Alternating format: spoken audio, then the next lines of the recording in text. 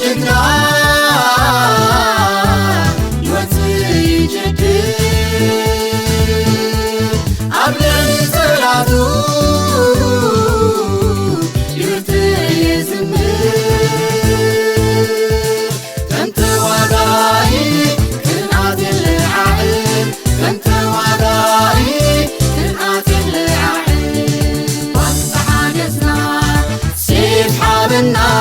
ዝኾነ ኣምላኽና ዋልታ ገረብ ሒዙ ኩናት ኣንበጥቢጡ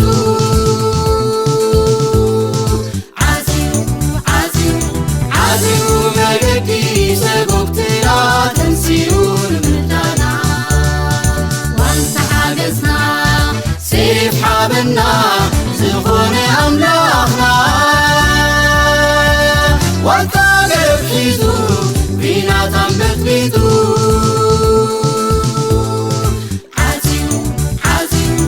ዓዚሙ መገዲ ጠላትና ተንሲኡ ንምርዳና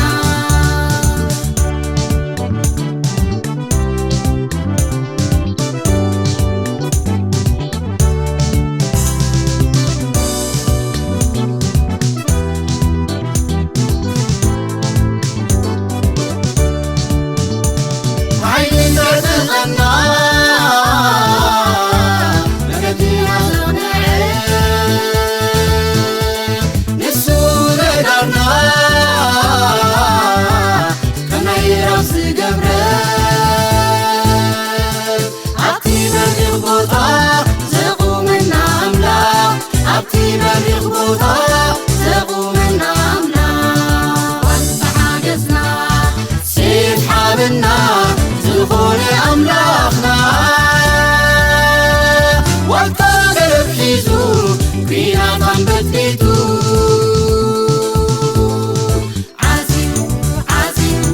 ዓዚሙ መገዲ ሰጎግትና ተንሲኡ ንምርዳና ዋልታ ሓገዝና ሰይፍ ሓበና ዝኾነ ኣምላኽና ዋልታ ገረብ ሒዙ ኩናት ኣንበጥቢጡ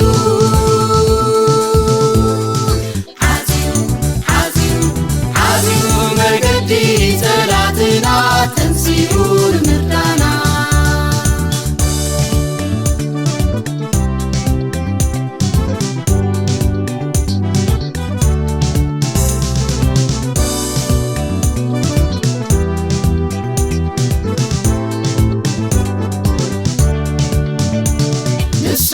ነዳውና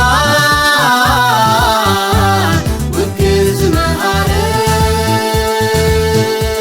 ነፃብዕና ድማ ሰልፊ ዘልመደ ፀላይ ሰጎጎ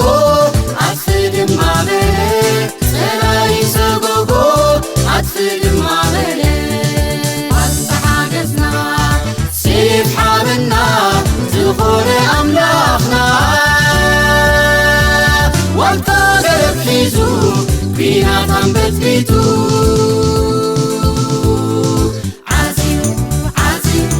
ዓዚሙ መገዲ ሰጎግትና ተንሲኡ ንምርዳና ዋልታ ሓገዝና ሰይፍ ሓበና ዝኾነ ኣምላኽና ዋልታ ገረብ ሒዙ ኩናት ኣንበጥቢጡ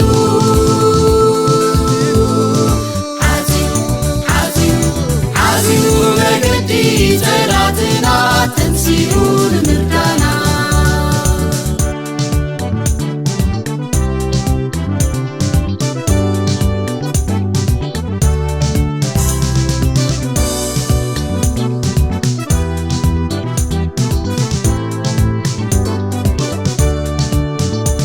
ዋልታ ምድሓኑ ድማ ሂቡና የማረይቲ ኢሉ ውንደጊፋትና ሕያውነቱ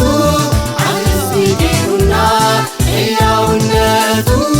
ዓብ ህዝቢ ገይሩና ዋልታ ሓገዝና ሰይፍ ሓበና ዝኾነ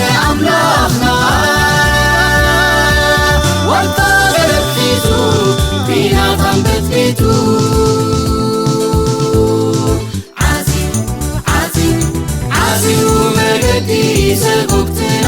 ተንሲኡ ንምርዳና ዋንተሓገዝና ሴፍ ሓበና ዝኾነ ኣምላኽና ዋንታ ገረብ ሒዙ ኲናት ኣንበጥቢጡ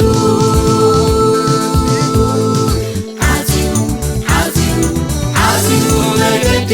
ጠላትና ተንሲኡ ንምርዳና